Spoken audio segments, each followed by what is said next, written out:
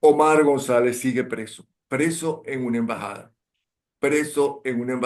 en Caracas y el gobierno de esa embajada no ha podido hacer nada, ni el gobierno de esa embajada, que es la Argentina, ni el gobierno y menos el gobierno de Brasil. A pesar de la fama que tiene la Cancillería de Brasil, no ha podido hacer nada. Y digo la de Brasil porque, como ustedes saben, Brasil se encargó justamente después del rompimiento de relaciones de Argentina con la tiranía venezolana de los asuntos de la embajada argentina. Aquí está Omar González, el 9 de marzo cumplió años.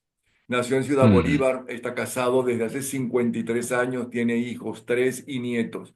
Y debe ser difícil estar ahí encerrado, tan cerca de su hogar, tan cerca de poder ser libre, pero él ahí junto con otros compañeros preso y se debe preguntar más de una vez ¿por qué? ¿Tienes respuesta? Bienvenido, bienvenido. Muchas gracias, Napoleón. Gracias por tu generosa introducción a esta conversación. Efectivamente, estamos a punto de cumplir un año de estar recluidos en la Embajada Argentina en Venezuela. El 20 de marzo cumplimos un año. Y hay algunos que ya han celebrado dos cumpleaños acá, como Magalí Meda, la jefa del comando de campaña. El 28 de marzo cumple el segundo año presa aquí. Y efectivamente, por primera vez en 53 años de casado, no puedo abrazar a mi esposa, ni a mis hijos, ni a mis nietos. E incluso fue mucho más grave porque después que desde hace 4 meses nos quitaron la luz, la electricidad, estábamos funcionando con una planta de emergencia pequeña que al final, después de 3 meses, se fundió. O sea, sin embargo, el gobierno de Argentina, a pesar de la austeridad con la que está manejando su administración Milei, compró una nueva planta pequeña y instalaron con un despliegue policial, Napoleón, que aquello parecía que estaban tratando de el cuartel de Al Qaeda. Y el técnico que estaba instalando, bueno, tuvo problemas, incluso invirtió unos cables y resulta que la planta se dañó. O sea, no, están en garantía, pero todavía estamos sin luz. Y mi esposa, para ese cumpleaños, le regalo más anhelado era una caja de comida, porque la comida se nos había descompuesto y no teníamos alimento. Y tenía una torta de cumpleaños. Bueno, vale, por fin, y la policía lo que hizo fue decomisar la caja de comida, decomisar la torta como si fuera un acto terrorista. Y no solo contento con eso, sino que se llevaron preso al taxista que hacía el delivery, que no, ni me conoce, ni tiene idea de nada de esto. Se lo llevaron detenido, estuvo 8 horas de interrogación. Y él, como no sabía, como en efecto no sabía, un trabajador para llevar una caja de comida. Entonces, bueno, estamos en estas circunstancias, sin luz, sin agua, con muy pocos alimentos y, desde luego, asediados, como ya hemos comentado tantas veces, por policías fuertemente armados. Ahora metieron unos perros Rottweiler y pastores alemanes, como los que usaban en los campos de concentración nazi, los sueltan en las noches, estas fieras, y ladrando contra la verja que creo que a veces la va a tumbar. Bueno, pero esa es la situación que estamos viviendo, Napoleón. Una cosa, ¿y cómo haces para cargar la batería de tu teléfono? Mira, yo tengo un ventilador chino que trabaja con energía solar. Entonces saco y a través de esto cargo mi teléfono muy lentamente, por supuesto, pero bueno, esto nos permite estar en comunicación. Un ventilador chino que trabaja con una celda solar que aquí la cargo, te la voy a mostrar. Este, y bueno, me permite cargar esto. Con esta celda, ella se carga y me permite y, cargar el teléfono, así como también a los demás compañeros que están acá en las mismas circunstancias. Pero tantos meses presos, porque están presos, evidentemente, eh, ¿cómo hacen con los alimentos? Nosotros, en los primeros tiempos de este asilo, previendo muchas de estas circunstancias, cuando todavía estaban los diplomáticos argentinos acá y trabajadores de la embajada, fuimos reuniendo enlatados, sardinas, atunes, etcétera, etcétera. Y bueno, bueno, estamos comiendo eso, amén de que en algunas oportunidades pedimos a través del teléfono por el servicio de delivery, que ahora se ha puesto mucho más restringido a una cadena de farmacias muy conocida, que también venden algunos alimentos. Y sin embargo, después de la rescisión de las licencias petroleras, esto se arreció y se nos ha dicho que nada, ni un litro de leche puede entrar a esta embajada sin la autorización del canciller de Maduro. Imagínate tú. Si yo quiero pedir un litro de leche, pero delivery, tiene que la embajada de Brasil pedir permiso al canciller. De hecho, el técnico para venir a ver qué es lo que pasa con esa planta nueva que compró Argentina, todavía hoy, después de tantas diligencias, todavía no han recibido el permiso. Probablemente el canciller está en otras actividades, pero tiene que venir firmado por el canciller el permiso para que un técnico venga a ver qué fue lo que pasó con esa planta nueva. Ahora, la Cancillería de Brasil tiene fama desde hace muchísimo tiempo, no solamente de ser en lo que cabe independiente del gobierno de turno, sea de una parcialidad o sea de otra, y tiene muy buena fama, pero no ha podido solucionar el problema de ustedes. ¿Quiénes son ustedes que son tan peligrosos o que quieren vengarse en ustedes de qué cosa? Efectivamente, Brasil en sus relaciones exteriores han creado toda una escuela, la de Itamaraty, que tiene un reconocimiento internacional. Sin embargo, aquí esto no vale. Ni siquiera el embajador, ni el ministro consejero o cualquier diplomático puede ingresar. Yo los he visto con estos ojos pasar 2 y 3 horas bajo el sol para tratando de ver si pueden ingresar y no lo dejan, ¿no? Y a pesar de digamos, la relación doctrinal afín que tiene Lula da Silva con Maduro, no, nada de eso. Y cuando trajeron la caja con la planta eléctrica, bueno, pasó todo ese tiempo el diplomático brasileño en la calle, mientras el técnico instalaba lleno de nerviosismo, porque había tantos policías armados con pasamontañas que desde luego seguramente temía que se tomaran represalias contra él. Esto va a parecer ridículo, ¿no? Pero la caja donde venía la máquina, el comandante de la policía ordenó que la desguazaran con cuchillos, ¿no? Para supuestamente evitar que alguno de nosotros escapara. Y yo se lo dije desde el balcón, le digo, ¿qué fue, comandante? Me va a romper la caja donde yo me pensaba escapar, en son de chanza. Pero para que tú veas dónde llega la paranoia, ¿no? Yo soy un profesor universitario, un periodista, y soy un hombre de 75 años, por Dios, que jamás ha pisado un tribunal salvo para buscar una información. Entonces, no sé, yo sé que nosotros no nos imaginamos en esas conversaciones de la noche, rodeado de la tenue luz de una vela, cuáles podrían ser las causas, ¿no? Nosotros somos el comando de campaña de María Corina Machado y del Mundo González Urrutia. Aquí está la coordinadora del comando de campaña, Magali Meda. Está el jefe electoral, el que pudo mostrarle al mundo las actas que emitieron las máquinas del CNE, para que de manera nítida se supiera cuál fue el resultado. Aquí está el que maneja la parte internacional, Pedro Urruchurto, un joven destacado en materia internacional. Aquí está Claudia Macero, que es la que tiene que ver con comunicación, y estoy yo, que estoy encargado de la organización del comando de campaña. Entonces, nosotros consideramos, porque todos no tenemos elementos objetivos para pensar, para saberlo, que somos rehenes para que en un momento dado, porque si hubiesen querido entrar, como han hecho amagos 4 veces, bueno, ya hubieran entrado y nos llevan a cualquiera de las inmundas cárceles de Maduro diseminadas en el territorio.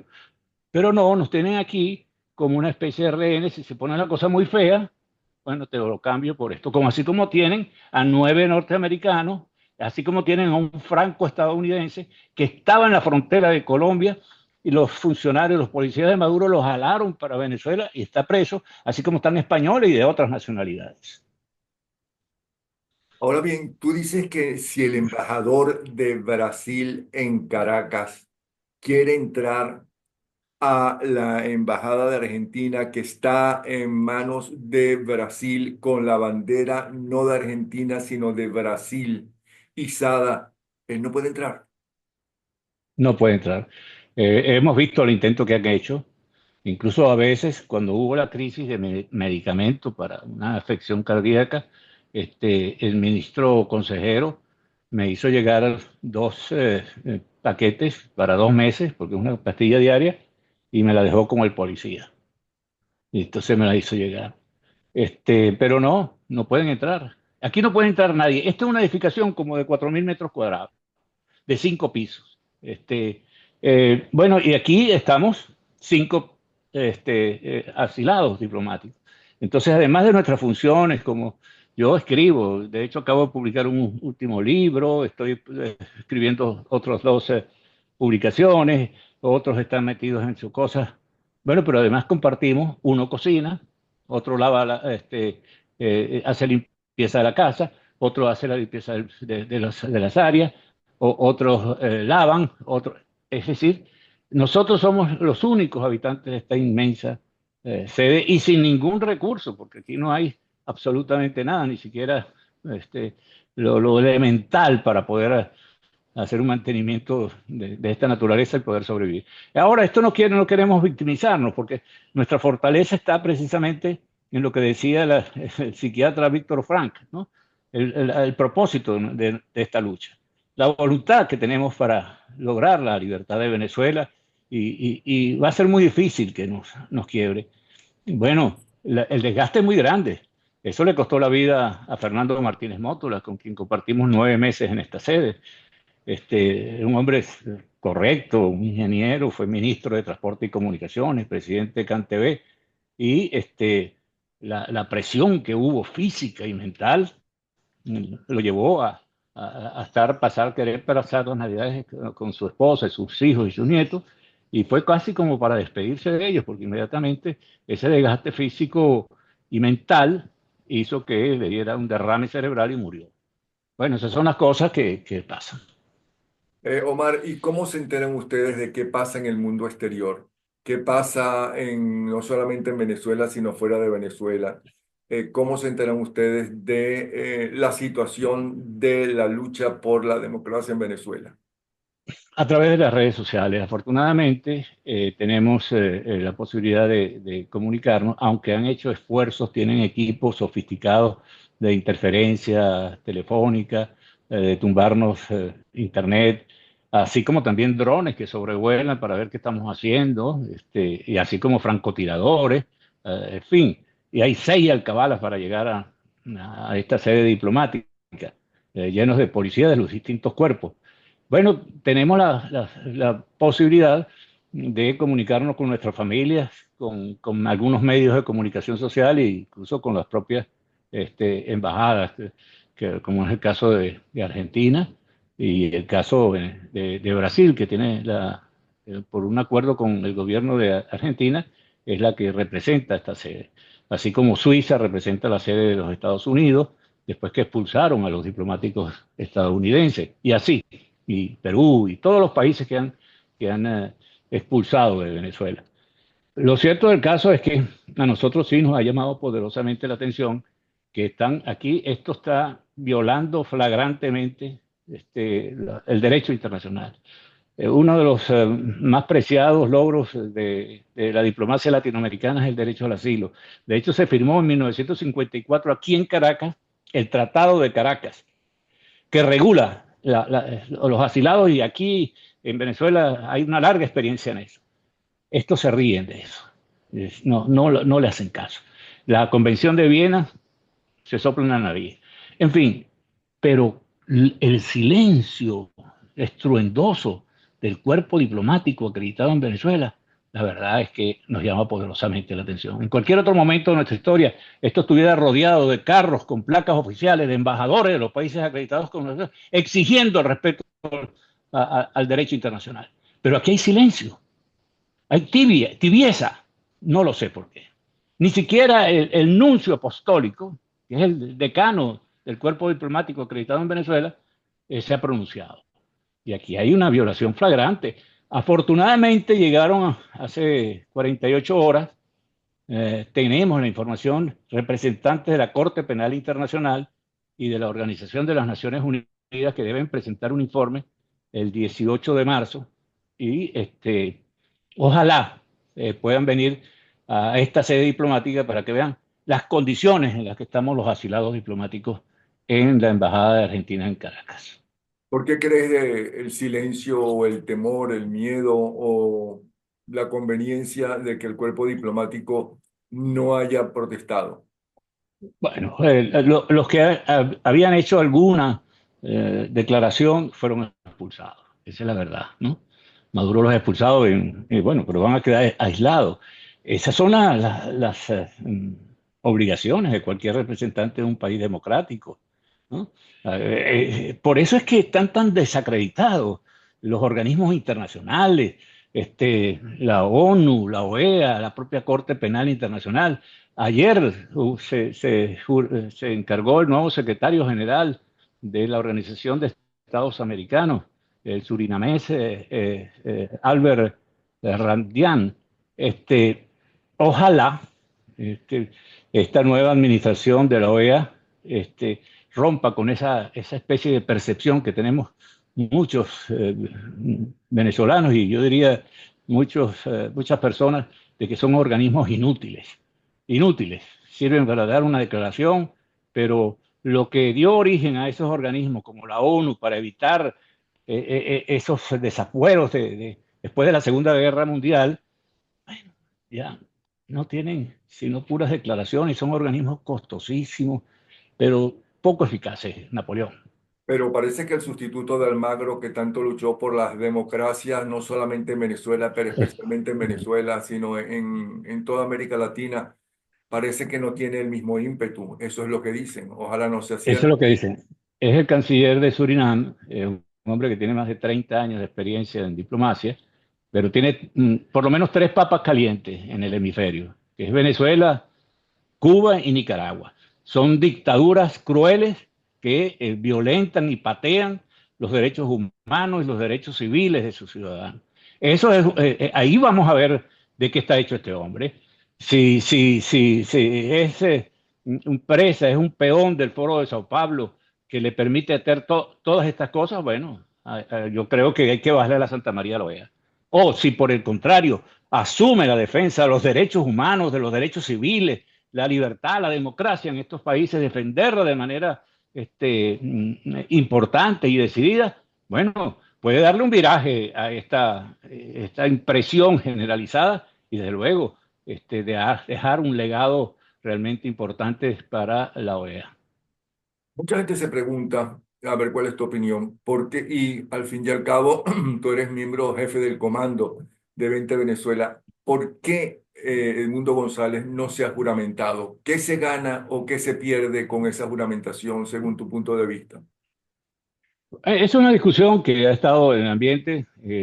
Nosotros tenemos las evidencias de que él es el presidente electo y en consecuencia debe ser juramentado en Venezuela por la Asamblea Nacional, tal como dice la Constitución. Sin embargo, hay quienes piensan desde el punto de vista jurídico y político que podría considerarse esta posibilidad. Lo cierto es que el mundo González Urrutia ha hecho un extraordinario papel, incluso a costa de su propia seguridad y la de seguridad de sus familiares. El yerno sigue secuestrado, desaparecido, y lo tratan de chantajear por eso. Yo en algunas horas voy a tener una reunión con él. Y bueno, la verdad es que eso está en el tapete. Hay todo también una especie de movimiento nacional que se quiere fomentar con no solamente los partidos políticos, sino las organizaciones sociales, los gremios, los sindicatos, etcétera, etcétera, para cobrar el resultado del 28 de julio, ¿no?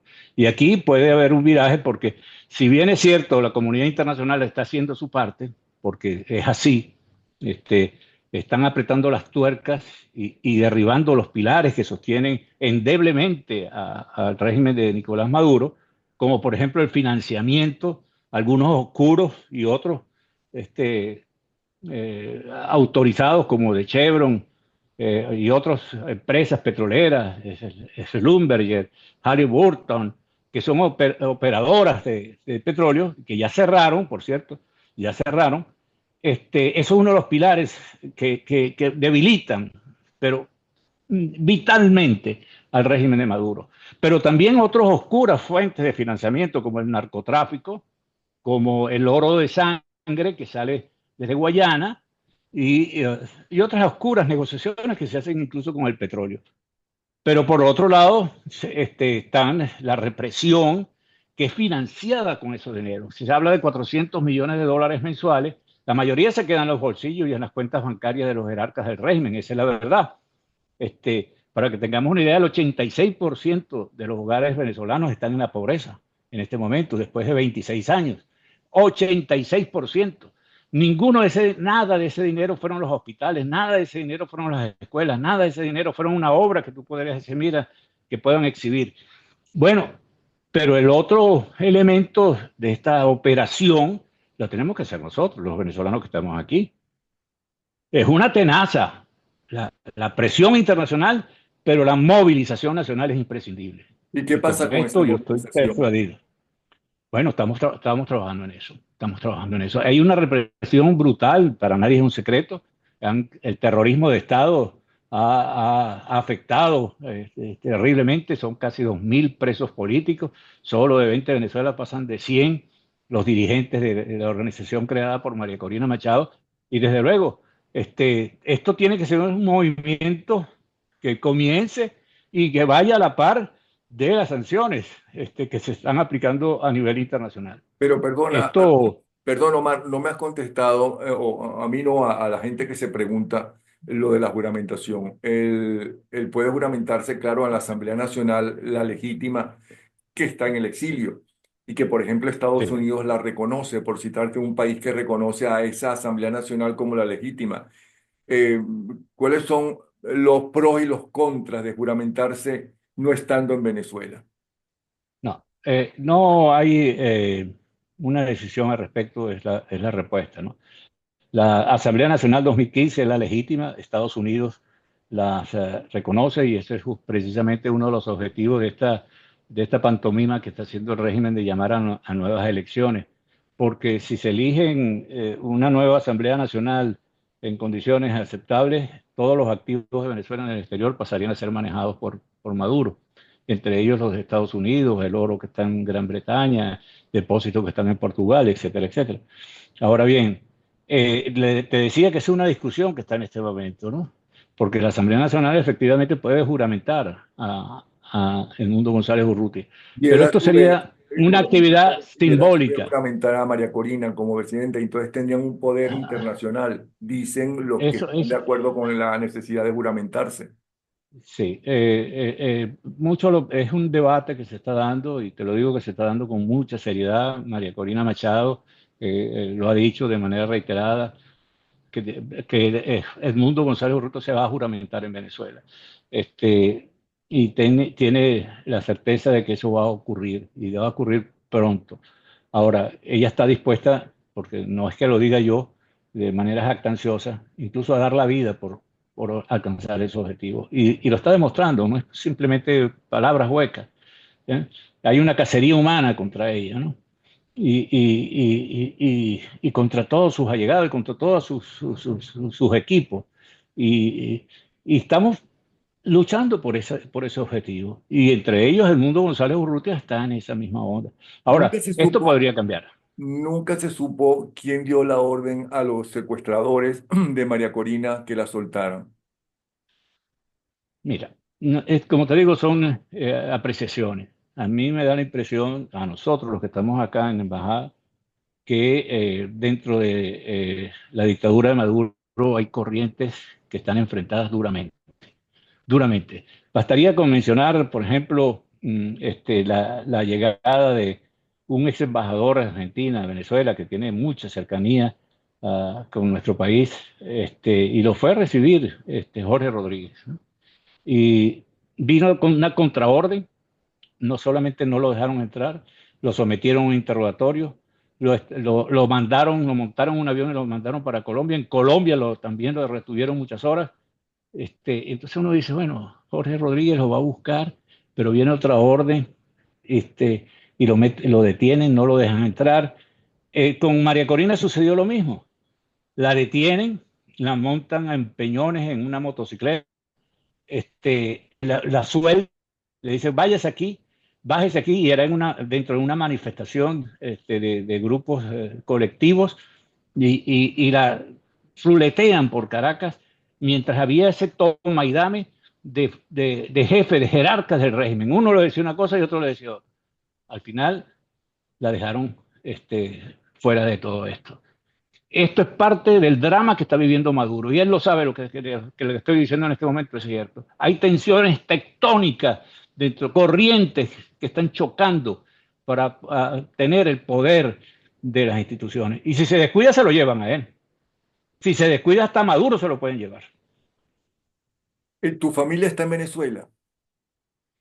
Mi esposa, dos de mis tres hijos son canadienses. Son canadienses, este, y mi esposa está con ellos. En Mi esposa está Venezuela. con ellos. No, en Canadá. Ah, o sea, que no la pueden presionar Sí. y No, no, no, no, no, asustar no. como hacen, como tú mismo Teníamos denunciaste que hacen con tu mujer. asedio permanente. Ella es una profesional de la conducta humana, es psicóloga, terapeuta de conducta de muchos, muchos años. Este, y no tiene actividad política alguna, y la estaban asediando y le estaban amenazando. No. Entonces, sus hijos decidieron eh, este, que se quedara ya Napoleón Claro, eso es lo lógico. Eso es lo lógico. Y sueles hablar con ella. todos los días, Ahora, todos los días. Omar, ¿no te sientes muy solo? Obviamente sí, Napoleón, él espiritualmente es un peso. Desde luego que en cierto modo nos fortalece en la parte emocional. eh, mis, re- Mis relaciones con los hijos, con los nietos, es como que se van depurando. Uno a veces se preocupa por cosas que no son tan valiosas, que si la casa, que si el carro, que si el trabajo, que si los amigos. Y uno se da cuenta en este aislamiento y con estas presiones que lo más importante es las relaciones con tu familia, con tu esposa, con tus hijos. Y fíjate que después de tantos años de matrimonio, bueno, estamos como estábamos de luna de miel, ¿no? Aunque a la distancia, pero se ha acrecentado, se ha fortalecido nuestro afecto.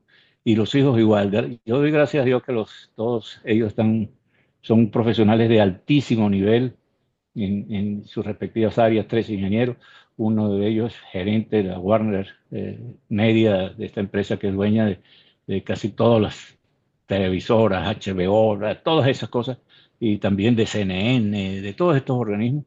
El otro es el vicepresidente de una de las empresas más importantes de Canadá, pues, tiene muchos años más fuera. Y bueno, y mis otras hijas son los tres son ingenieros, y están bien, bien, ¿Qué hiciste el día de tu cumpleaños, bien. aparte de recibir las felicitaciones y una canción de Poppy que yo te mandé del cumpleaños feliz de Pues Poppy? sí, sí, Que la por cierto, a vida, tus nietos le vamos a mandar el cumpleaños feliz del hijo de Poppy, porque ayer me enteré que la vi también, Poppy no, lo vi, está siguiendo los pasos del padre. Muy sí. simpático, por cierto. Yo no sabía que estaba tan grande cuando la última vez que Poppy estuvo en la casa fue en el cumpleaños de mi hija y eran unos bebecitos prácticamente, unos niños pequeños. Bueno, mira, a mí me dieron una gran sorpresa, porque cuando supimos que habían decomisado la caja de comida donde venía una torta de cumpleaños, lo que le había hecho mi esposa. Bueno, desde luego que me pegó, ¿no? Y sin decirme nada, Magalí Meda, que es la jefe del comando de campaña, hizo una torta. Hizo una torta, y me dio esa sorpresa el siguiente día. Bueno, y que fue uno de los cumpleaños inolvidables, porque realmente, y mis hijos, por a través de la telemática, pudieron cantarme el cumpleaños feliz, y con una vela yo apagué. mi cumpleaños número 75. Fue muy emocionante, lo recordaré toda la vida. ¿Y ustedes pueden dormir bien o con toda esta presión y estar encerrado? Por cierto, espero que ninguno tenga problemas por estar encerrado, ¿cómo se llama? No sean claustrofóbicos, porque entonces sí es verdad que la tortura No, es total. Tienen problemas para dormir, tienen pesadillas. obviamente no es fácil, no es fácil. Por ejemplo, nosotros hacemos guardia después de los intentos de asalto. A mí me toca la guardia de 3 de la madrugada hasta las 7 de la mañana, todos los días. ¿No? 3 de la mañana hasta las 7 de la mañana. Y cada uno tenemos guardias, incluso improvisamos alarmas con unas ollas para que por lo menos se despierten y estén atentos a la posibilidad de un asalto de las fuerzas represivas del régimen. Eh, Obviamente hay sobresaltos, hay a veces insomnio, hay a veces... el ser humano está lleno de esa especie de montaña rusa emocional, sobre todo cuando están en estas circunstancias. Y por eso es que vivimos el día a día, ¿no? Hoy vamos a ver que voy a comer un sándwich de atún. Ya, hoy nos comimos un sándwich de atún. Y ya mañana veremos, pero no preocuparse demasiado por el futuro, porque no está en nuestras manos. Había una oración que se le atribuye a San Francisco de Asís, dice, Señor, dame la serenidad para aceptar las cosas que no puedo cambiar, valor para cambiar aquellas que puedo y sabiduría para reconocer la diferencia. Y eso lo estoy aplicando. Y aquí mis libros, por ejemplo, además de escribir, estoy profundizando en la corriente filosófica del estoicismo, ¿no? Epicteto y Marco Aurelio y todas estas cosas. Es decir, buscamos la forma de encontrarle sentido a todo esto, porque al principio no encontraba sentido. ¿Por qué me llevaron a mí? Si, ¿qué hemos de terroristas? ¿Qué es esto? ¿Qué locura es esta, no? Pero después uno aprende a asimilar las cosas y comprender el odio, el rencor, lo maligno que puede ser el ser humano cuando se aferra al poder y es capaz de hacer cualquier locura para mantenerse en él. Entonces, eso también es una lección para nosotros. Tú estudiaste comunicación social, fuiste Sí. diputado, eres educador, eres periodista. Eh, ¿De dónde salió esta gente? Si algo se enorgullecía a los dirigentes, tanto políticos como no políticos, de la llamada Cuarta República, era en la educación, inclusive que acabaron con el alfabetismo. Si algo se preocupó desde un principio, en Venezuela, los diferentes dirigentes, los diferentes gobiernos en la educación, ¿qué pasó? ¿De Bueno, dónde eso salieron? bueno, esto es nosotros no podemos olvidar la influencia que tiene en todo este proceso los cubanos, los iraníes llenos de odio, de fanatismo, que quieren convertir al Mar Caribe en un nuevo Medio Oriente, de las fuerzas sublevadas de la FARC y el ELN, de grupos terroristas como Hamas, Hezbollah, que están en nuestro territorio. Y para ellos el valor de la vida no es importante, ¿no? Uno ve que hasta los niños los entrenan a matar, ¿no? Y las peores felonías. Y cuando tú pasas revista a los 26 años que tiene el chavismo en el gobierno, te das cuenta de hasta dónde llegó la destrucción, el saqueo que han hecho de nuestro país. Son 26 años en los que esa chorrera de ingresos de petrodólares no fueron para precisamente mejorar la calidad de vida de los venezolanos en hospitales, en escuelas, en universidades, sino por el contrario, fueron el saqueo más impresionante. Cuando esto se descubra todo, aquí va a haber un récord porque las cosas no se cuentan ya por $1 millón, no, son por miles de millones de dólares, cuentas bancarias, ¿no? Sí, Que pero cada vez perdona que te aparece. interrumpa. A diferencia de los radicales iraníes, los musulmanes y demás, estos delincuentes no arriesgan su vida para nada, sino disfrutan, ¿no? Sí. De la vida con el dinero ajeno, comprando propiedades, yendo a los mejores restaurantes y demás. Todo lo contrario a los otros. Tal cual, eso es verdad, ¿no? Y ahí hay una gran dosis de sadismo, sadismo, rencor y odio, ¿no? El chavismo quedó impregnado de esos personajes. Pero el rencor, ¿por Bastaría qué nec- crees que es? ¿Cómo, cuál es la base de ese rencor y ese odio? Ay, nos queda muy poco tiempo. No me respondas a eso. ah, Respóndeme a cuál es la situación del régimen según lo que tú has podido hablar con María Corina, con tus compañeros allí y fuera de la embajada.